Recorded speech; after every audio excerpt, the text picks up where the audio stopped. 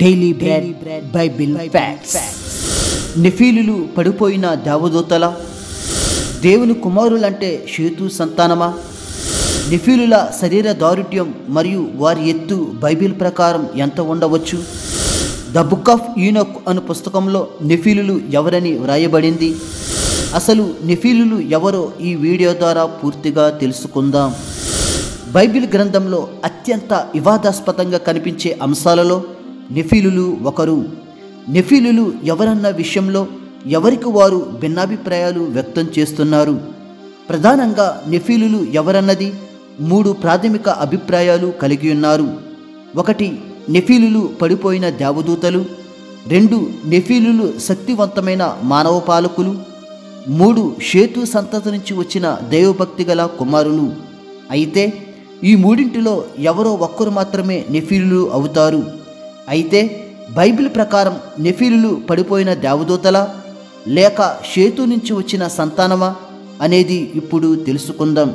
కావున వీక్షకులు ఈ వీడియోను చివరి వరకు వీక్షించి లైక్ చేసి సబ్స్క్రైబ్ చేసుకోవడం మర్చిపోవద్దు. నెఫీలులు ఎవరన్న విషయం గురించి క్రైస్తవ సమాజం గందరగోళానికి గురి కావలసిన అవసరం లేదు. నెఫీలులు ఎవరనేది బైబిల్ను కొంచెం లోతుగా చదివితే మనం చాలా తేలికగా అర్థం చేసుకోవచ్చు. ఇది చాలా సులభమైన అంశం. బైబిల్లో మొట్టమొదటిగా నెఫీలు గురించి ఆదికాండము 6వ అధ్యాయము మొదటి 4 వచనాల్లో వ్రాయబడింది. దేవుని కుమారులకు నరుల కుమార్తెలకు మధ్య పుట్టిన సంతానాన్ని నెఫీలులు అంటారు. ఈ నెఫీలులు అత్యంత బలము కలిగి మహా ఎత్తు కలిగిన సంతానం. అందుకే వీరు శూరులుగా పిలువబడ్డారు. ఆదికాండము 6వ అధ్యాయము 2వ వచనం, దేవుని కుమారులు నరుల కుమార్తెలు చక్కని వారిని చూచి వారందరిలో తమకు మనస్సు వచ్చిన స్త్రీలను వివాహము చేసుకునిరి. ఈ లేఖనంలో మనకు దేవుని కుమారులు మరియు నరుల కుమార్తెలు అనేవారు కనిపిస్తున్నారు. నరుల కుమార్తెలు అంటే మానవ జాతికి పుట్టిన కుమార్తెలు అని మనం సులభంగా అర్థం చేసుకోవచ్చు. కానీ దేవుని కుమారులు ఎవరన్నదే పెద్ద వివాదాస్పదంగా తయారైంది. దీని గురించే భిన్నాభిప్రాయాలు వ్యక్తం అవుతున్నాయి. కానీ లేఖనాలు పరిశీలిస్తే దేవుని కుమారులు అంటే దేవదూతలే అని స్పష్టంగా వ్రాయబడింది. కావున దేవుని కుమారులంటే పడిపోయిన దేవదూతలే. పడిపోయిన దేవదూతలే అనడానికి లేఖనాధారాలతో రుజువు చేయడానికి నేను ఇప్పుడు ఇష్టపడుతున్నాను. యోబు గ్రంథము 38వ అధ్యాయము 7వ వచనం, దేవదూతలందరూ ఆనందించి జయధ్వనులు చేసినప్పుడు దాని మూలరాతిని వేసినవాడెవడు? ఈ లేఖనంలో దేవదూతలు అన్న ప్లేస్లో ఫుట్ నోట్లో దేవుని కుమారులు అని వ్రాయబడింది. అంటే దేవుని కుమారులు జయధ్వనులు చేస్తున్నారు. దేవుని కుమారులు ఎందుకు జయధ్వనులు చేస్తున్నారంటే అప్పటికింకా దేవుడు భూమిని సృష్టించలేదు.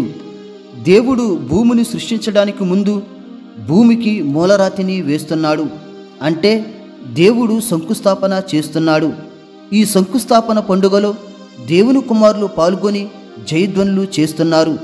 ఆ తరువాత దేవుడు భూమిని సృష్టించాడు. అంటే భూమి మరియు మానవ జాతికి ముందే దేవుని కుమారులు ఉన్నారు. అలాగే మరొక లేఖనాన్ని పరిశీలిద్దాం.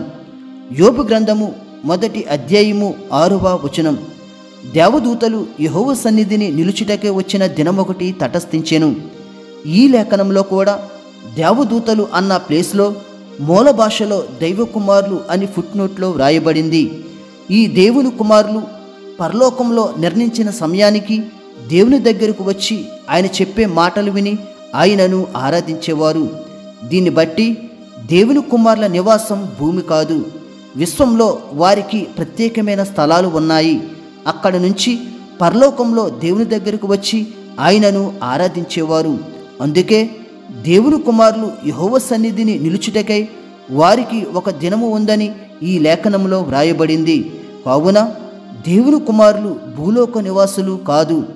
ఎప్పుడైతే సాతాను పాపం చేసిందో ఆ పాపాన్ని తన సహచరులైన దేవదూతలకు దేవుని కుమారులకు పరిచయం చేసింది. సాతాను మాయలో కొంతమంది దేవదూతలు పడిపోయారు. సాతాను తనకు సపోర్ట్గా కొంతమంది దేవదూతల సైన్యాన్ని తయారు చేసుకుని దేవునిపై తిరుగుబాటు చేసింది.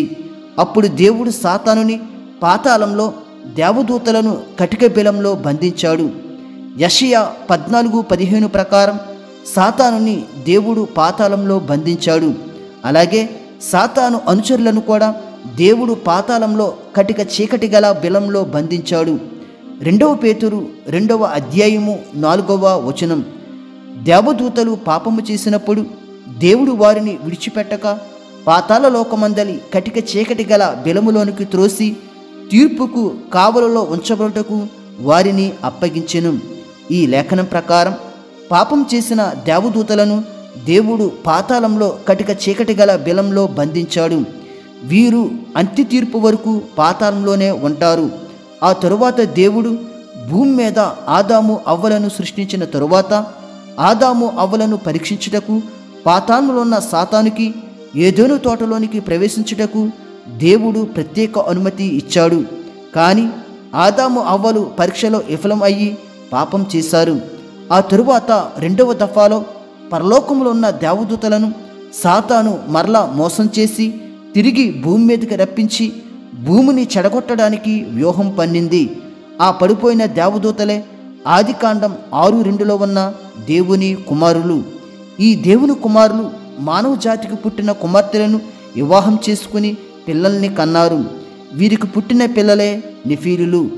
దీని లేఖనాధారాన్ని పరిశీలించినట్లయితే యూదా వ్రాసిన ఏకైక పత్రిక 6-7 మరియు ప్రధానత్వమును నిలుపుకొనక తమ నివాస స్థలమును విడిచిన దేవదూతలను మహాదినమున జరుగు తీర్పు వరకు కటిక చీకట్లో నిత్య పాశములతో ఆయన బంధించి భద్రము చేసెను. ఆ ప్రకారముగానే సొదొమ గొమొర్రాలను వారి చుట్టుపట్లనున్న పట్టణములను వీరి వలనే వ్యభిచారము చేయుచు పరశరీర సారులైనందున నిత్యగ్ని దండన అనుభవించుచు దృష్టాంతముగా ఉంచబడెను. ఈ లేఖనాన్ని మనం నిశితంగా పరిశీలించినట్లయితే పడిపోయిన దేవదూతలు దేవుడిచ్చిన ప్రధానత్వాన్ని నిలుపుకోలేక తమ నివాస స్థలాలను విడిచిపెట్టి భూమి మీదకి వచ్చారు. నకిలీ దేవదూతలకు పరలోకంలో చోటు లేదని దేవుడు వారిని వదిలేశాడు. వీరు భూమి మీదకు వచ్చి నరుల కుమార్తెలతో వ్యభిచారం చేసి నెఫీలులను కన్నారు. పడిపోయిన దేవదూతలు చేసిన వ్యభిచారమే సొదొమ గొమొర్రా చుట్టుప్రక్కల పట్టణస్థులు చేశారని ఈ లేఖనం చెప్తుంది. వీరు వల్లనే వ్యభిచారం చేయుచు అంటే పడిపోయిన దేవదూతల వలె వ్యభిచారం చేసి పరశరీరానుసారులు అయ్యారని ఈ లేఖనంలో స్పష్టంగా వ్రాయబడింది. నిత్యగ్ని దండన పడిపోయిన దేవదూతలకు ఎలాగూ ఉందో సొదొమ గొమొర్రా పట్టణస్థులకు కూడా నిత్యగ్ని దండన ఉందని వ్రాయబడింది. ఎందుకంటే దేవదూతలు చేసిన వ్యభిచారమే వీరు కూడా చేశారని ఈ లేఖనం స్పష్టం చేస్తుంది. దీని ప్రకారం పడిపోయిన దేవదూతలు నరుల కుమార్తెలతో వ్యభిచరించడం ద్వారా నెఫీలులు పుట్టారు. అయితే ఇక్కడ మనకు ఒక సందేహం రావచ్చు. దేవదూతలు వివాహం చేసుకోరని లేఖనం స్పష్టం చేస్తుంది. అయితే వీరు నరుల కుమార్తెలతో ఎలా సంపర్కం చేశారన్న సందేహం మనకు రావచ్చు. మత్తయి సువార్త 22:30 పునరుద్ధానమందు ఎవరును పెండ్లి చేసుకొనరు, పెండ్లికియ్యబడరు, వారు పరలోకమందున్న దూతల వలె ఉందురు. ఈ లేఖనం ప్రకారం పరలోకములో ఉండే దేవదూతలు పెండ్లి చేసుకోరు. ఇది అక్షర సత్యం, నిజమే. పరలోకములో ఉండే దేవదూతలు అక్కడ వివాహాలు చేసుకోరు. అక్కడ దేవుని ఆజ్ఞలకు శిరసావహించి ఆయన చిత్త ప్రకారం నడుస్తారు. కానీ దేవదూతలు లింగరహితులుగా ఉంటారని బైబిల్లో ఎక్కడా వ్రాయబడలేదు. వారికి ఆత్మ సంబంధమైన శరీరాలు ఉంటాయి. వింటారు, మాట్లాడతారు, చూడగలుగుతారు, ఆహారం తింటారు. ఆత్మలుగా మరియు శరీరాలుగా మారగలరు. కానీ పాపం చేసిన దేవదూతలు భూమి మీదకి వచ్చిన తర్వాత సాతాను కుట్రలో భాగం అయ్యి శరీరాలు ధరించుకుని నరుల కుమార్తెలతో వ్యభిచరించారు. అదే పరలోకంలో ఉండే దేవదూతలు అయితే లైంగిక సంబంధాలు కలిగి ఉండరు, వివాహం చేసుకోరు. కానీ పడిపోయిన దేవదూతలు మాత్రం భూమి మీద నరుల కుమార్తెలతో లైంగిక సంబంధాలు కలిగి ఉన్నారు. కావున ఈ లేఖనం పరలోకంలో ఉండే దేవదూతలకు వర్తిస్తుంది. కానీ పడిపోయిన దేవదూతలు మాత్రం ఈ లేఖనాన్ని మీరారు. ఉదాహరణకు ఆదికాండము 19:5 లోతును పిలిచి, ఈ రాత్రి నీ యొద్దకు వచ్చిన మనుషులు ఎక్కడ? మేము వారిని కూడినట్లు మా యొద్దకు వారిని వెలుపలికి తీసుకుని రమ్మని అతనితో చెప్పగా, ఈ లేఖనం యొక్క ముందు వచనాలు మనం చదివినట్లయితే, లోతు ఇంటి దగ్గరకు 2 దేవదూతలు వచ్చారు. అప్పుడు సొదొమ గొమొర్రా ప్రజలు లోతు ఇంటికి వచ్చి ఆ 2 మనుషులు ఎక్కడా అని లోతును అడుగుతారు. ఇంతకీ సొదొమ గొమొర్రా ప్రజలు ఆ 2 దేవదూతలను ఎందుకు అడిగారంటే, వారితో లైంగిక సంబంధాలు ఏర్పరచుకోవడానికి అడిగారు. ఇది నిజంగా మహా ఆశ్చర్యం, నీచమైన కార్యం. దీన్ని బట్టి సొదొమ గొమొర్రా ప్రజలు ఎంత పాపాత్ములో మనం అర్థం చేసుకోవచ్చు. అందుకే దేవుడు ఈ పట్టణంపై అగ్ని గంధకాలను కురిపించి సర్వనాశనం చేశాడు.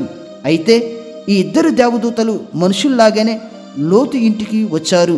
శరీరాలు ధరించుకున్నారు, కాళ్ళు కడుక్కున్నారు, భోజనం చేశారు, అలాగే లైంగిక అవయవాలను కూడా కలిగి ఉన్నారు. అందుకే సొదొమ గొమొర్రా ప్రజలు వచ్చిన దేవదూతలతో లైంగిక సంబంధాలు కలిగి ఉండాలని కోరుకున్నారు. కానీ లోతు మాత్రం దీనికి ఒప్పుకోక మా 2 కుమార్తెలను అప్పగిస్తాను అని వారిని బ్రతిమాలుకున్నాడు. కావున లోతు ఇంటికి వచ్చిన దేవదూతలు మనుషుల్లాగా శరీరాలు ధరించుకుని ఎలా వచ్చారో, అలాగే పడిపోయిన దేవదూతలు కూడా శరీరాలు ధరించుకుని నరుల కుమార్తెలతో వ్యభిచరించారు. వీరికి పుట్టిన సంతానమే నెఫీలులు. వీరే శూరులుగా పిలువబడ్డారు. వీరు మహాబలవంతులు, మహా ఎత్తుగల దేహదారుఢ్యం గలవారు. వీరే రాక్షస సంతానం. వీరు ఎంతటి బలవంతులంటే సంఖ్యాకాండము 13వ అధ్యాయము 33వ వచనం. అక్కడ నెఫీలీల సంబంధులైన అనాకు వంశపు నెఫీలీలను చూచితిమి. మా దృష్టికి మేము మిడతల వలె ఉంటిమి, వారి దృష్టికి అట్లే ఉంటిమనిరి. ఈ లేఖనం ప్రకారం నెఫీలులు ఉన్నత దేహులు, మహా ఎత్తుగలవారు. వీరి ముందు ఇజ్రాయేలీలు మిడతల వలె ఉన్నారు. సుమారు 6-7 అడుగుల ఎత్తుగల ఇజ్రాయేలీలే నెఫీలు ముందు మిడతల్లా ఉన్నారంటే నెఫీలులు ఎంత ఎత్తుగలవారో మనం అర్థం చేసుకోవచ్చు. ఇంతకీ నెఫీలుల ఎత్తు ఎంతంటే, ఆమోసు గ్రంథము 2వ అధ్యాయము 9వ వచనం, దేవదారు వృక్షమంతా ఎత్తైన వారును సింధూర వృక్షమంతా బలమగలవారునగు అమోరీలను వారి ముందర నిలవకుండా నేను నాశనము చేసి తిని గదా. ఈ లేఖనంలో స్వయంగా దేవుడే మాట్లాడుతున్నాడు. నెఫీలుల సంతానమే అమోరీలు. వీరు దేవదారు వృక్షమంతా ఎత్తువారని ఈ లేఖనం స్పష్టం చేస్తుంది. దేవదారు చెట్టు 50 నుంచి 200 అడుగుల ఎత్తు వరకు పెరగగలదు. ఈ చెట్టంతా ఎత్తుగలవారే నెఫీలులు. ఇందులో తక్కువలో తక్కువ చూసిన 20 నుంచి 30 అడుగుల ఎత్తుగలవారు నెఫీలులు. అందుకే ఇజ్రాయేలీలు నెఫీలుల ముందు మిడతల్లాగా ఉన్నారు. అయితే చాలామంది బోధకులు దేవుని కుమారులంటే ఆదాము 3వ కుమారుడైన షేతు సంతతిలో దైవభక్తి గలవారని వ్యాఖ్యానిస్తున్నారు. ఒకవేళ వీరు అన్నది నిజం అయితే ఉన్నత దేహులుగా మహా ఎత్తుగా నెఫీలులు పుట్టడం అసాధ్యం. షేతు సంతతి నుంచి మహా అయితే 2-3 అడుగుల ఎత్తులో తక్కువ ఎక్కువ పుట్టొచ్చు గాని మరీ ఇంత దేవదారు వృక్షంలా 30-50 అడుగులు పెరగడం అసాధ్యం. పైగా షేతు సంతతి ఉన్నత దేహులు పొడవైన వారని బైబిల్లో ఎక్కడా వ్రాయబడలేదు. అటువంటప్పుడు షేతు సంతతి నుంచి నెఫీలులు పుట్టడం అసాధ్యం. పైగా షేతు సంతతిని కయీను సంతతి వారితో వివాహం చేసుకోవద్దని దేవుడు నిషేధించలేదు. అటువంటప్పుడు దేవునికి ఇంత తీవ్రమైన కోపం ఎందుకు వస్తుంది? మానవ స్త్రీలతో పడిపోయిన దేవదూతలు అశ్లీలమైన వికృతమైన వివాహాలు చేసుకున్నారు కాబట్టే దేవుడు జలప్రలయం అనే మహా కఠినమైన తీర్పు ఇచ్చాడు. ఎందుకంటే పడిపోయిన దేవదూతలు మానవ స్త్రీలతో వివాహం చేసుకోవడంలో సాతాను కుట్ర బలంగా ఉన్నది. ఎందుకంటే ఈ లేఖనంలో ఏదెను తోటలో సాతానుకు దేవుడు చెప్పిన మాటలు ఇవి. ఇందులో స్త్రీ సంతానం నుంచి మెస్సయ్య వస్తాడని దేవుడు ప్రవచించాడు. ఈ మాటను సాతాను జ్ఞాపకం ఉంచుకుని కుట్రపన్ని స్త్రీ సంతానాన్ని జన్యుపరంగా అనర్హులుగా చేసి మెస్సయ్య పుట్టుకను కలుషితం చేయాలనుకున్నది. తన సంతతిని అభివృద్ధి చేసుకోవాలనుకున్నది సాతాను. అందుకే సాతాను మానవ జాతి యొక్క జన్యువులను కలుషితం చేయడానికి ప్రయత్నించాడు. అందులో కొంతమేర సఫలం అయ్యాడు. అందుకే దేవుడు జరిగిన దుస్థితిని చూసి ఎంతగానో బాధపడ్డాడు. ఇక భూమిని ప్రక్షాళన చేయాలనుకున్నాడు. అందుకే జలప్రలయం రప్పించి నోవహు కుటుంబాన్ని తప్ప అందరినీ దేవుడు నాశనం చేశాడు. నోవహు ఒక్కడే తన కుటుంబాన్ని నెఫీయులకు దూరంగా పెంచి పాపాన్ని అంటించుకోకుండా నీతిమంతుడిగా తీర్చబడ్డాడు. అలాగే ఈ లేఖనంలో నెఫీలులు జలప్రలయం ముందు ఉన్నారు, ఆ తరువాత కూడా ఉన్నారని వ్రాయబడింది. ఇది నిజమే. సాతాను 3వ దఫాలో నిమ్రోదు కాలంలో మరలా కుట్రపూరితంగా ఆలోచించాడు, మరలా నెఫీలను కలగజేశాడు.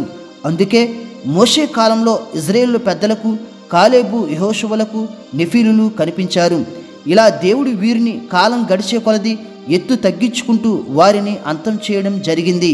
కావున లేఖనాల ప్రకారం దేవుని కుమారులు అంటే పడిపోయిన దేవదూతలు, పైగా చరిత్ర కూడా పడిపోయిన దేవదూతలే అని చెప్తుంది.